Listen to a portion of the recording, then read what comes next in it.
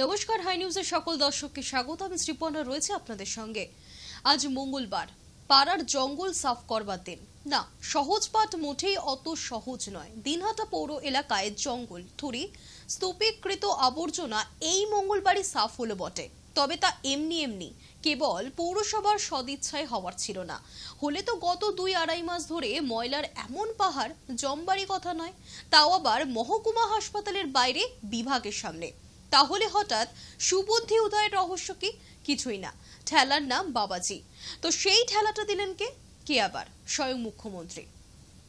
রাজ্য জুড়ে পৌর পরিষেবায় ঢিলেমি নিয়ে সোমবার কঠোর অবস্থান নেন মমতা বন্দ্যোপাধ্যায়।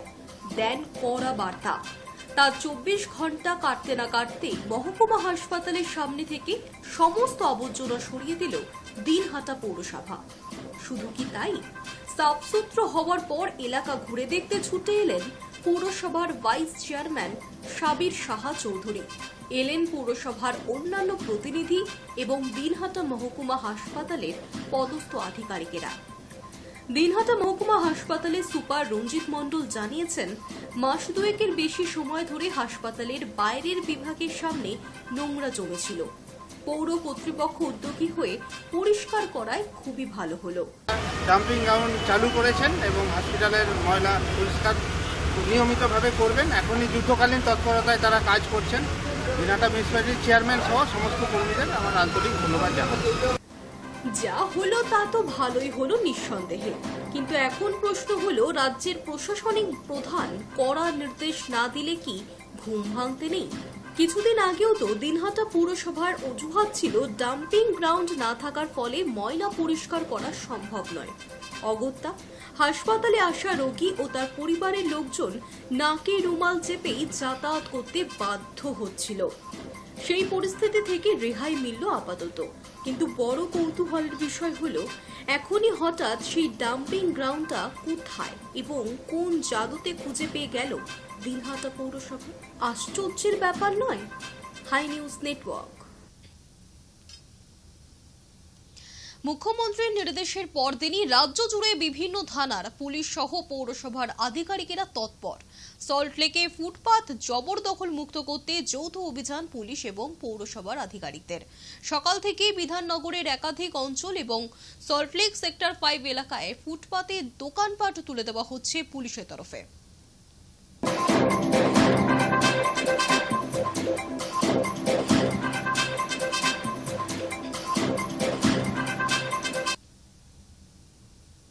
রানীগঞ্জ আসানসোল কুলটিতে অবৈধ নির্মাণ ভাঙা হয়েছে, জানালেন আসানসোলের মেয়র বিধান উপাধ্যায়। তিনি জানিয়েছেন, শতাব্দী পার্ক ভাঙা হয়েছে, তার প্রতিশ্রুতি আসানসোলে আর অবৈধ নির্মাণ হবে না। সোমবার নবান্নে মুখ্যমন্ত্রী মমতা বন্দ্যোপাধ্যায় আসানসোলের পৌরসভা আবাসন দফতর নিয়ে ক্ষোভ প্রকাশ করেন। আর মঙ্গলবারই সাংবাদিকদের মুখোমুখি হয়ে অবৈধ নির্মাণ ভাঙার বিষয়ে মুখ খুললেন আসানসোলের মেয়র বিধান উপাধ্যায়। একটাই আবাসন নিয়ে একটু অসুবিধা আছে, প্রবলেম হয়েছে, যেটার জন্য আমাদেরকে দেখার জন্য বলেছে, আরো ভালো করে দেখার জন্য বলেছে। তাছাড়া প্রতিটি ক্ষেত্রে মাননীয় মুখ্যমন্ত্রী মমতা বন্দ্যোপাধ্যায় যেভাবে চাইছেন, পশ্চিমবঙ্গে যেটা সংস্কৃতিটা আছে, ঐতিহ্যটা আছে, যেটা আগামী দিনেও ভালো থাকে, যাতে শহর পরিষ্কার পরিচ্ছন্ন থাকে, মানুষ পরিষেবাটা পায়, তো সে কারণে মিটিংটা ডেকেছিলেন এবং আমাদেরকে যেমন ভাবে করতে বলেছেন ঠিক সেভাবে আমরা দ্রুততার সাথে কাজ করার চেষ্টা করব। গতকালও আমাদের শতাব্দী পার্কের অপোজিটে আমি গাড়িতে তখন কলকাতায় যাচ্ছিলাম, আমি খবর পেয়েছি কেউ একজন বানাচ্ছে, তো তাদের বানানো হয়ে গেছিল, টালিটা বসাতে যাচ্ছিল, আমি খবর পেয়েছিলাম, সাথে সাথে কিন্তু ওটাকে ভাঙিয়ে দেওয়া হয়েছে। ওটা রাস্তাতে যাওয়ার সময় দেখতে পেয়ে যাবেন। প্রায় ইলিগেল ভাবে যেখানে সেখানে বসে যাচ্ছেন, নিজেরা নিজেদের যা যা জিনিসপত্র আছে উঠিয়ে নিন, না হলে আগামী দিনে কিন্তু কর্পোরেশন খুব তাড়াতাড়ি কর্পোরেশন সেগুলো হাঁটানোর ব্যবস্থা করবে এবং যাতে আসানসোল সুন্দর হয় তার ব্যবস্থা করবে।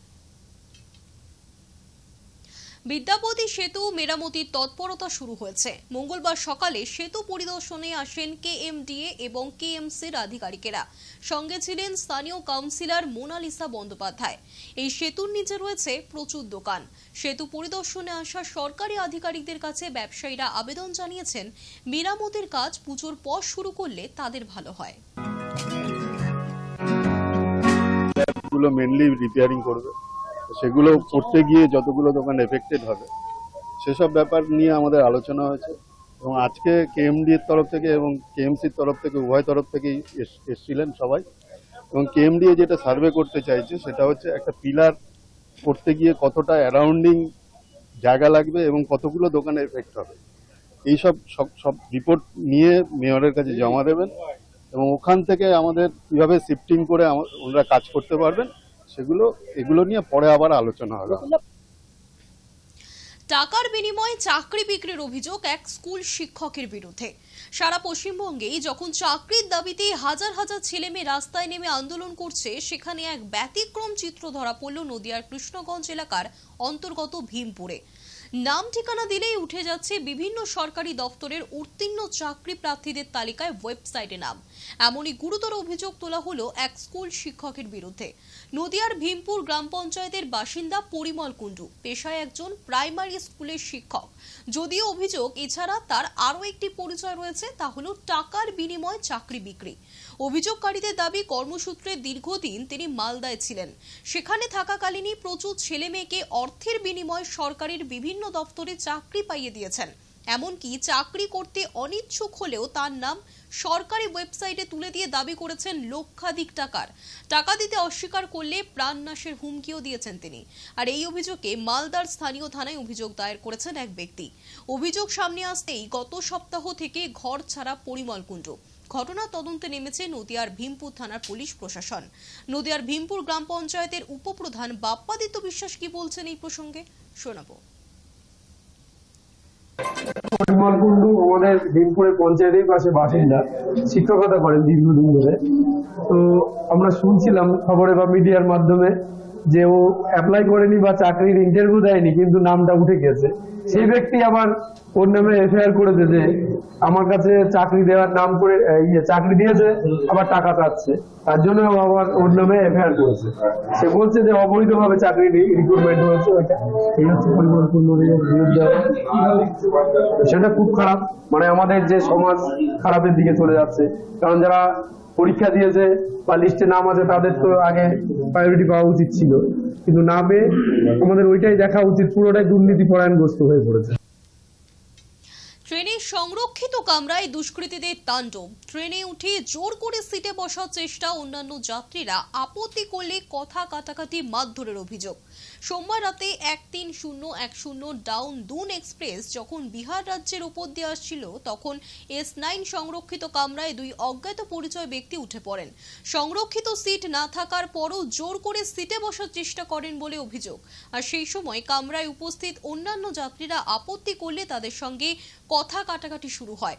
অভিযোগ, এরপর পরবর্তী স্টেশন আসতেই আরো বহিরাগত লোক ওই S9 সংরক্ষিত কামরায় উঠে রীতিমতো তাণ্ডব চালাতে শুরু করে।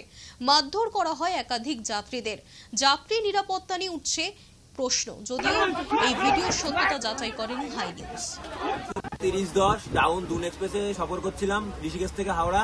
বিহারে একদল লোক উঠে আমাদের উপরে আক্রমণ করে। তার কারণ হচ্ছে আমরা একজনকে শুধু বলেছিলাম যে আমাদের সিটে রিজার্ভেশন সিটে বসতে দেবো না, তাই জন্য সে বিহারের কুদ্রা স্টেশনে ছেলে ডেকে আমাদের উপরে ভাঙচুর করে। এখানে ট্রেনের কাজ ভেঙে দিয়েছে, এইখানে ট্রেনের দরজা ভেঙে দিয়েছে, আমাদের ছেলেদের মাথা ফাটিয়ে দিয়েছে, এখানে দুটো ফোন চুরি করে নিয়ে গেছে, আমার এই যে প্যান্ট এই যে ছিঁড়ে দিয়েছে, এই যে আমার প্যান্ট ছিঁড়ে দিয়েছে, আর এই যে আমার জামাও ছিঁড়ে দিয়েছে, এদিক থেকে এই যে জামা ছিঁড়ে দিয়েছে। আমাদের হচ্ছে ছেলেদের হাত পা মাথা ফাটিয়েছে, দুটো ফোন নিয়ে গেছে, এই যে খোলা, আমার হাতের এখানে ব্যথা, আমাদের জিনিসপত্র লুটপাট করে নিয়ে গেছে, ঘাড়ে এখান দিয়ে সব চোট আঘাত এইখান দিয়ে। এই হচ্ছে বিহারের উপর দিয়ে ट्रेन চলাচলের বর্তমান অবস্থা। ওরা নিজেদের সম্পত্তি মনে করে ट्रेनকে। हमारी वाइफ को भी लगा है, हम लोग पूरा फैमिली को लेकर चलना दुश्वार हो गया हम लोग का ट्रेन में। बच्चे को नहीं छोड़ रहे हैं, बच्चे को लगा है चोट, मेरी वाइफ को लगा है। অফিস টাইমে রাস্তায় বাসের সমস্যার অভিযোগ নিত্যদিনের। ব্যস্ত দিনে বাদুড় ঝোলা হয়ে বাসে যেতে হয় যাত্রীদের।